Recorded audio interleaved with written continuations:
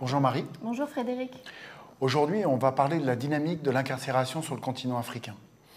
Est-ce qu'avant de commencer, Marie, tu peux nous donner une petite définition de ce que c'est que la prison? Oui, tout à fait. Donc en fait, les prisons sont des établissements pénitentiaires dans lesquels des personnes sont placées en détention sur décision de justice. Ces personnes sont privées de leur liberté et elles reçoivent une sanction pénale. Oui, on parle de prison pénale. Oui, c'est ça. Alors cela étant, il existe des formes d'enfermement extra-pénales. L'hôpital psychiatrique, le centre de rétention administrative, ça ne veut pas dire que des textes de loi ne prévoient pas le contrôle de ces lieux par des juges.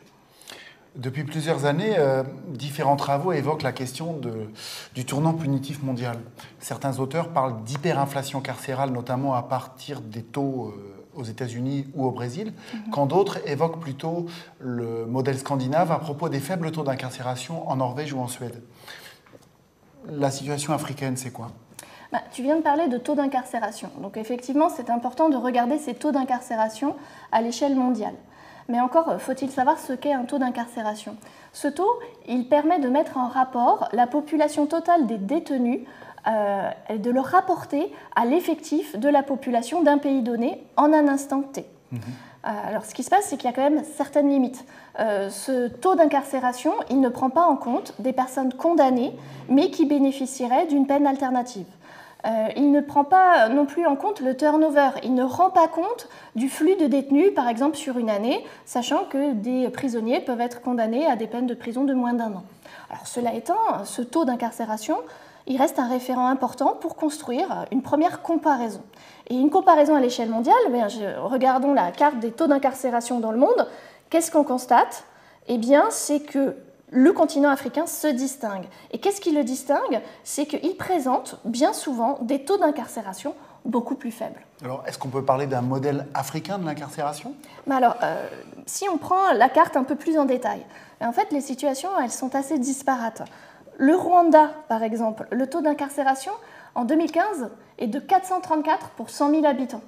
Pourquoi ? Eh bien parce que le Rwanda a vécu un génocide et qu'à la suite de ce génocide, il y a eu des enquêtes, des procès et beaucoup de condamnations. Je remarque que le taux de l'Afrique du Sud a l'air aussi très élevé. Oui, il est très élevé, 291 pour 100 000 habitants en 2016. Alors cette fois-ci, à quoi cela tient ? Eh bien au fait que les politiques pénales sont structurellement répressives en Afrique du Sud. On condamne et on condamne à de la prison. Il y a aussi des pays qui présentent des taux manifestement assez faibles. Oui, le Burkina Faso, par exemple, 41 pour 100 000 habitants en 2015. Et là encore, on peut souligner que depuis quelques années, les taux ont augmenté, à la fois parce que des anciens supporters de Blaise Compaoré ont été incarcérés après la Révolution, et notamment après le coup d'État qui a suivi la Révolution, et puis après le développement d'une politique de lutte assez violente contre le terrorisme. Oui, c'est vrai, rien n'est figé et ça, on va y revenir aussi. Mais en attendant, le taux reste assez faible, comme c'est le cas dans certains autres pays. Alors, comment l'expliquer ? Alors déjà, il faut être vigilant quant à la fiabilité des sources. Il faut être prudent. Alors, cela étant, est-ce que ça veut dire que les pays où les taux d'incarcération les plus faibles recourent davantage aux peines alternatives ? Pas nécessairement, d'autant qu'elles n'existent pas toujours. Il y a aussi peut-être le fait que les gens essayent de recourir à d'autres formes de justice. Alors la question, c'est pourquoi ? Première idée, c'est le fait qu'il peut y avoir une défiance vis-à-vis des institutions. Police, gendarmerie, magistrats, il y a des pratiques clientélistes, des pratiques corruptives, qui d'ailleurs, au passage, permettent à certains d'éviter la prison. Mais alors vers quelle source de justice ou quelle forme de justice se tournent les populations ? Eh bien, on va parler éventuellement de justice coutumière, mais alors attention, parce que la coutume, elle évolue, elle change, elle n'est pas du tout rigide. Et puis, ces formes coutumières, ça peut être le chef de village, le chef de quartier, un chef religieux, mais cela étant, parfois, quand on mobilise la coutume, ça va être éventuellement au détriment des mineurs, des cadets sociaux, des jeunes ou des femmes. Donc, ce n'est pas nécessairement non plus la panacée. Pourtant, quand on lit les rapports d'ONG ou d'organisations internationales, on a souvent la description de prisons surpeuplées avec beaucoup de détenus.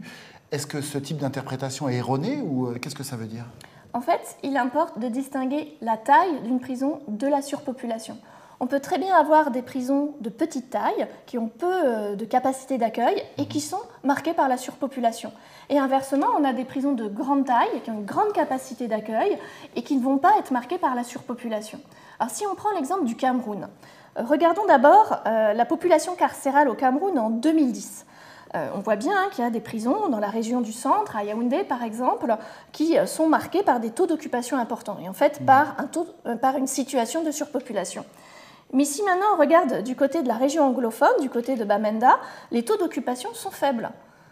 Alors maintenant, si je regarde la carte de 2017, en 2017, dans cette région anglophone, les taux d'occupation ont vraiment augmenté et on commence à avoir une situation de suroccupation.